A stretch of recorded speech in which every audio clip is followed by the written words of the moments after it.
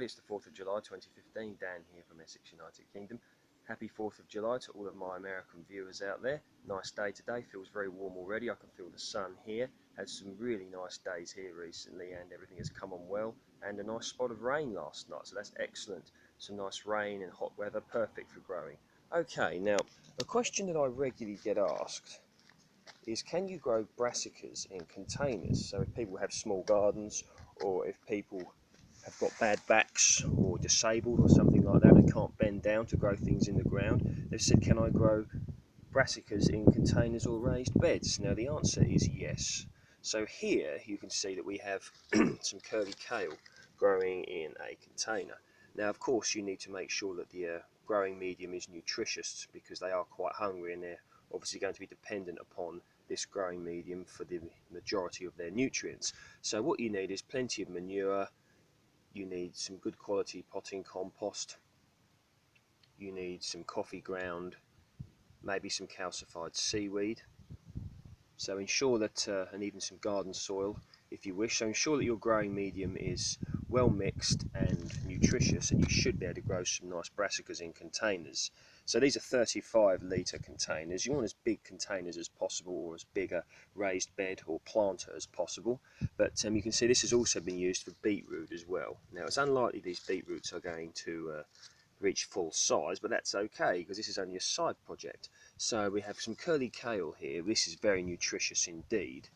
Here, this is what I believe is some purple sprouting broccoli, which will be ready next spring. And here, this is some kale. Now this is very good as well, very rich in iron.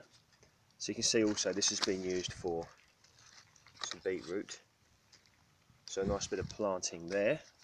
Of course you need to ensure that you're very careful. You need to make sure they're covered up because of pigeons, birds, butterflies, cabbage butterflies, that sort of thing that will devastate your crop if you let them get near it. So you can see that this is usually covered up, but I've taken it off just for the purposes of this video. So we've got purple sprouting broccoli, curly kale and some kale here. And here, this is calabrese, which is often wrongly referred to as broccoli, but most people will know this as broccoli. Now obviously this is very small, it's nowhere near ready yet, but come the end of the season this should have a lovely large head on it. So we should have some nice broccoli there. And of course you can eat the leaves as well of these brassicas.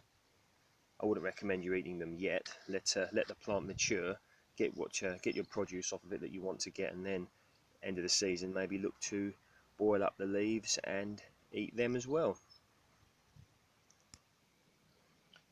Okay, so we'll just go over that again. When you're growing stuff in containers, you need to ensure that the growing medium is very nutritious. You need to make sure there's plenty of it and that it's good quality. So you want to have plenty of manure, maybe some garden soil in there, some good quality potting compost, calcified seaweed if possible, fish blood and bone, coffee ground, that sort of thing, well mixed up, because your plant is going to be dependent upon that, unless you're going to feed it of course, but then we're going into an entirely another subject. You also need to ensure that it's covered up so that birds, pigeons, things like that, cabbage butterflies don't get them, and you also need to ensure that you water them regularly, because of course they're getting all their water from that container, and if they dry out you could stunt the growth and damage your plant. So definitely can grow things in containers well. As you know, my watermelon, or some of my watermelons at least, are in containers, and I'm extremely happy with how they're doing. They're getting more flowers on them, so this will equate to hopefully more watermelons. A relative of mine bought a watermelon, a Spanish one I believe, from the supermarket, a very small one, and it was around £1.50. So of course watermelons are not cheap to buy in the UK, so if I can produce maybe 9 or 10 of my own, I will be extremely happy with that.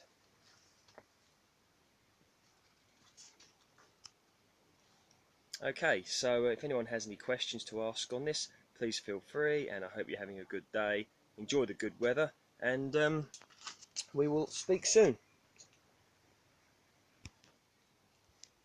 Hello again. I know I just said my goodbyes, but something else to add to that. What you want to do before you I wouldn't recommend you direct sow your brassica seeds into the containers of the growing medium. I'd recommend that you bring them on first in little pots or a propagator.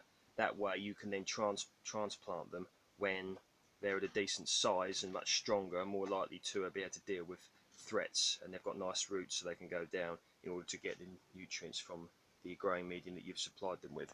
So hopefully that's helped. Once again, any questions, please post them down below.